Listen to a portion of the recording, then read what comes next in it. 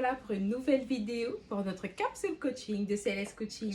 Je suis Alison Vincent, je suis une maman de 33 ans, je suis dans ma vie professionnelle actuelle une professeure en anglais, mais je suis surtout une maman entrepreneur, une coach en amour de soi, en confiance en soi, qui aide les mamans solo à s'épanouir pleinement dans leur vie, à maximiser leur potentiel, mais surtout à libérer leur énergie féminine sans complexe.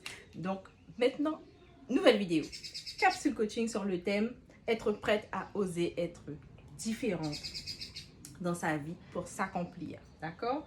Donc franchement, déjà première chose, en tant que femme, il y a des personnes qui vivent des vies ordinaires. Il y en a d'autres, quand elles sont conscientes de ce qu'elles ont comme potentiel, tout ce qu'elles sont capables de développer, ne s'attendent pas à avoir une vie ordinaire. Donc si toi qui me regardes, tu ne t'attends pas à avoir une vie ordinaire, tu sens que la vie ordinaire n'est pas faite pour toi, ben cette vidéo là va t'aider, vraiment. Donc déjà, premier point, l'importance de ta vision. Quand tu veux oser être différente dans ta vie pour t'accomplir, n'aie pas peur de pouvoir travailler ta vision, d'avoir une vision. Donc une vision, c'est vraiment ce que tu as au fond de toi qui va te permettre d'avoir une projection sur le long terme en fait. La vision, elle aide à avoir un projet sur le long terme. Quand je dis vision, c'est pas forcément ce qu'on s'attend quotidiennement à avoir dans la vie, c'est-à-dire être marié, avoir chien, chat, enfant, voiture, grosse maison, grosse voiture, non. Quand je dis vision, c'est pour ta vie, toi, en tant que femme. Qu'est-ce que tu vises? Qu'est-ce que tu t'attends à aller chercher dans ta vision? Donc ça veut dire qu'au niveau de ta vision, si elle est incomplète, si elle est opaque, tu auras de la difficulté de te projeter.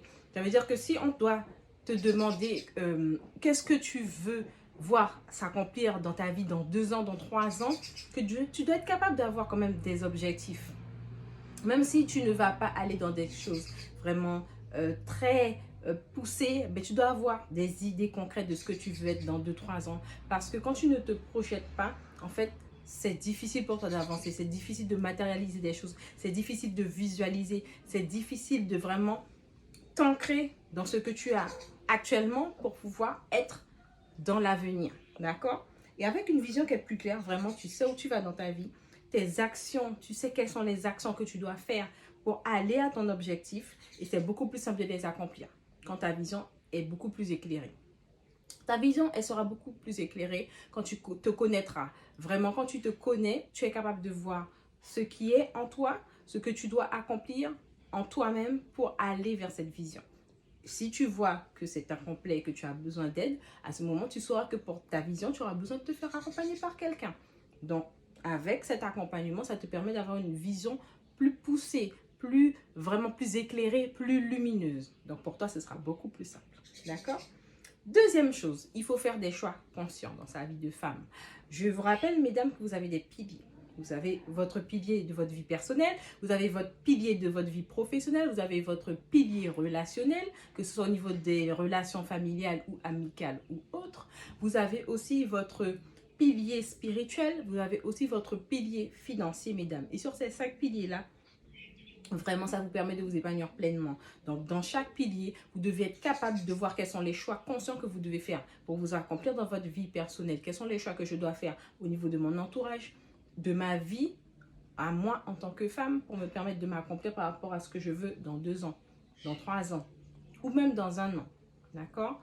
Dans ma vie professionnelle, quel est l'état de ma vie professionnelle? Est-ce que je m'y plais? Est-ce que je m'y sens bien? Si ce n'est pas le cas, qu'est-ce que je peux faire pour changer les choses, pour évoluer, pour être vraiment dans une vie qui me plaît? Parce que au niveau de la vie personnelle ou professionnelle qu'on a, ça a ses conséquences, ça a ses incidences. Et si vous restez dans une vie qui ne vous plaît pas, forcément, ça impacte les autres piliers.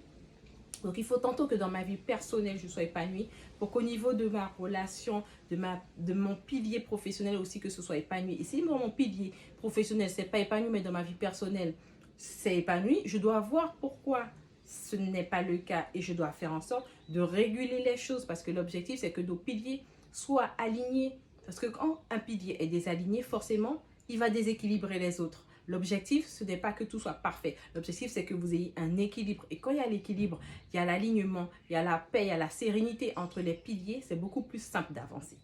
OK? Next. Troisième point, il faut se démarquer par son expérience de vie. Quel que soit l'âge que vous avez une expérience de vie que vous pouvez partager aux autres.